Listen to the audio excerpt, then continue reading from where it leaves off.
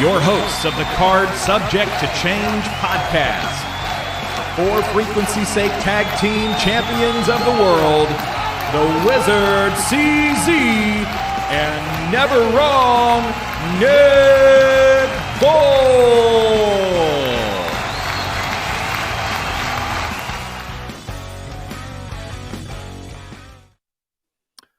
Welcome to a late edition of the Card Subject to Change podcast. We are reviewing Instant Reacts to Vengeance Day, NXT's wonderful pay-per-view they put on tonight. We're going to get our thoughts, dive into these matches, and pick apart a show. I thought that was really good off the top of my head here. I thought it was a really good show for a standalone pay-per-view, premium live event for Vengeance Day, NXT. I am your host, Never Wrong Nick Bull. This is the Card Subject to Change podcast, the podcast by the fan, for the fan. We are powered by Lopez Pizza, built by Durham Modeling, colored by Ryan Allison Tattoo. And I got to tag in my partner here, the Wizard CZ, to get his thoughts on this show before we jump into it. CZ, what are your thoughts on Vengeance Day? Overall, I'd say it was a very solid show, but before I really go into it, can we just take a moment to pause and bask in that brand new open that we debuted last week? I got to give a huge shout out to the Tribal Chief DJ Jarvis who put it together, but more importantly to Nick Brinks, part of the Educated Ignorance podcast, who did the voiceover work for us. What a fantastic way to start the show. And I just love that we're starting it off hot like that now. Starting it off hot like this crowd was tonight. Whoop that trick is what I keep hearing in my ear. Whoop that trick. I'm not going to try and freestyle like Wade Barrett, who did an awful job of freestyling. I usually like hearing Booker T's freestyle, but Wade Barrett freestyling does not do the trick. No pun intended. No. I agree. In fact, there was a moment where we'll get to that when we talk about the main event. I have it in my notes, but we'll get there. You know, I don't like talking. Go ahead. No, I was going to say what a main event it was. I thought this card was stacked perfectly. When you put the 6 matches in front of me, I don't think I could have stacked them any better. When you knew you had Trick Williams pulling double duty, that the tag match had to go on first. The final of the Dusty Rhodes Classic between Trick Williams and Mello Hayes taking on the Wolf Dogs of Baron Corbin and Braun Breaker. You knew with Trick pulling double duty, CZ, that he was going to have to, obviously, that was going to have to be the first match for him being the main event as well. Let's dive into that match a little bit. I got to tell you, this was my least favorite match on the card. Okay. I don't normally pick apart matches. I don't normally look for quote unquote botches. And I'm not saying that these necessarily were.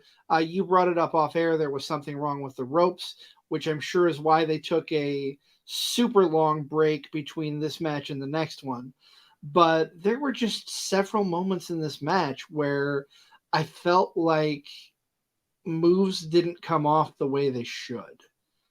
Trick had one where the commentators called it a neck breaker. It looked nothing like a neck breaker.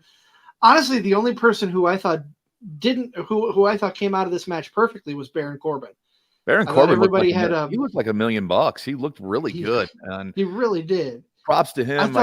I know he doesn't get his fair share of acclaim on this show, but I'm telling you what, ever since his stint in NXT has begun, he has only gotten better, and I hope it propels him onto the main roster when he gets his callback back up. I mean, I think his time in NXT has been one of the best. When you're looking at if you consider this a call down, a person that's been on the main roster for so long, then they come back down to NXT. He has had the best stint I can think of in NXT from being on the main roster and coming down. I hope there's nothing but good things for him going, because he's really honed his craft. He's really slimmed down, and he really looks good in the ring. He's good on the mic, and the chemistry between him and Braun Breaker was good. 2 guys that didn't get along but teamed up to kick everybody's ass as they did in this match. I really like Baron Corbin's stint so far in NXT. Can I ask you, when was the last time you saw Baron Corbin take a flying leap over the top rope? It's been a while. I don't remember. He did a great job with it. My. first thing I'm going to do, I'm going to go back and watch this match just because to see what you were talking about with the spots. And I think there was something wrong with the ropes. I read something about it online in between matches that they commented on it, that Braun Breaker got his head caught in the ropes, and that could have really hurt him. I think they fixed it. I know they're calling themselves the Wolf Dog, CZ, but at first I thought it was Disciples of Apocalypse, those guys coming out on their bike. Pretty good touch. I thought it was kind of cool. The first thing I thought of was like, there's no way they're going to get those bikes past that trophy. No. Oh man, you bringing up the DOA? Well, if that's not a throwback. But you're right, coming out on the bikes. Baron Corbin has been coming out on a motorcycle often lately, if not every time he's come out. And then for Braun Breaker to come out beside him, and Baron, just the look on Baron's face when Braun came out on the bike, because he had the hood, Corbin had the hood up, and then Breaker's music hits, and he sees the bike coming out. Baron Corbin was beside himself a little bit because he just couldn't believe that Braun was mimicking his entrance. I know you talked about a couple of botches in this match, and they may have been unforeseen due to the ring ropes, but a couple things I wrote down. Breaker's 2-for-1 suplex really popped me. I thought that was an excellent touch. I also thought his swanton was amazing. A guy that big, moving around like that, throwing guys around like that is impressive. And maybe this is the last time we see Braun Breaker in NXT, CZ. He's supposed to be showing up on Raw tomorrow night to have a contract talk with Adam Pearce. We know he was on SmackDown the other night talking with Nick Aldis, and he accepted Adam Pearce's invitation to come to Monday night to talk contracts. So maybe this is the last NXT stint we see from Braun Breaker. If we did, it was a heck of a match for him to go out in with him and Baron Corbin, winning the Dusty Cup and defeating Mello and Trick. The question I had going into this match for Trick was, since he was pulling double duty, how much would this match take out of him? And I don't think it took a lot out of him, to be honest. He did kind of stumble early with a jammed knee, but seemed to recover from that. And the ending of the match, he could have suffered some more damage from Braun Breaker, but Mello took the hit, took the spear for the 1-2-3, kind of getting in the way, sacrificing himself for his friend, knowing that his friend had another match later on in the night. Yeah, but and we'll kind of touch on it later, but was that not so much to save Trick? Was it more of a throw-off move, is my question. Based on what happened. Based on what happened, possibly, but for the time being, it looked like he saved him.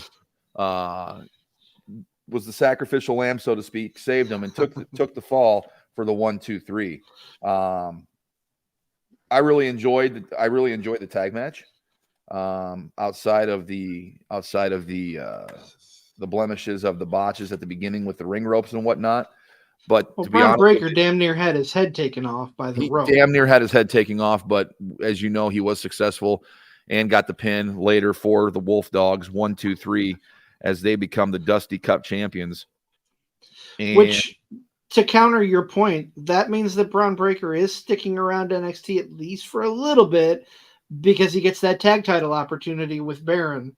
You're right. It won't be his send off. You're right. It won't be his send off. So he does get that tag title chance against the current champs right now, which is the family, Tony D'Angelo and Stax Lorenzo. So you're right. We will see him stick around NXT.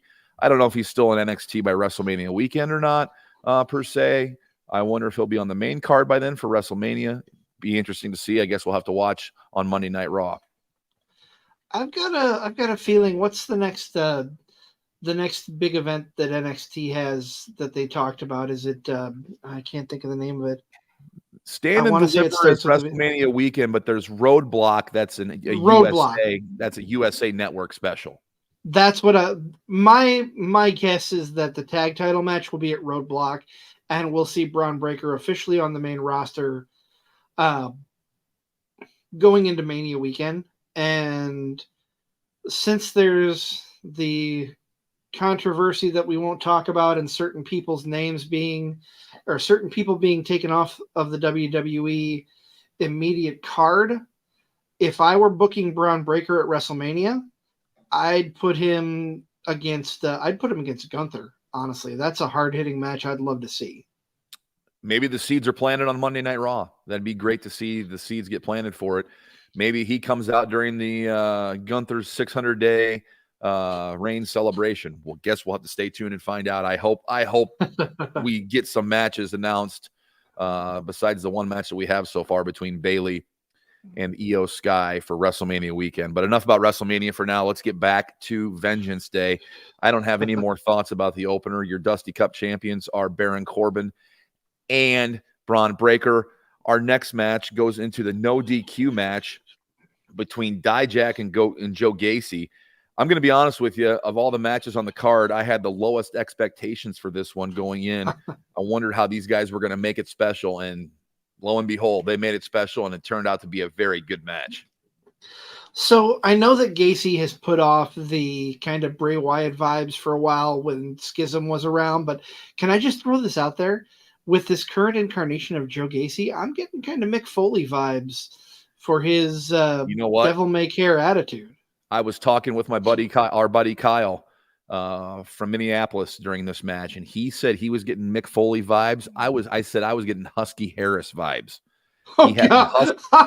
He had the Husky Harris look. He's got the Husky Harris trunks, the look, the body shape, the hair, the beard. He reminded me of Husky Harris. And then he goes, he reminds me of Mick Foley, just like you just said. And then a couple minutes later, he does the Wyatt callback. He goes, I think we both have the correct answer, both Bray Wyatt, Husky Harris, and Mick Foley. He is giving us those vibes right now, isn't he? He really is. And I think he's really come a long way as a performer. I'm excited to see where we go from here. Excuse me. I'm so sorry that came up suddenly. I usually try and mute when I have to cough. But this match, like you said, you had low expectations. I didn't have the highest expectations, but I wouldn't say they were super low because Dijak or T-Bar, Dominic Dijakovic, whatever you want to call him, he has always been a heavy hitter and he's always brought it. And I think this was a fun match with a lot of interesting places, interesting spots in it.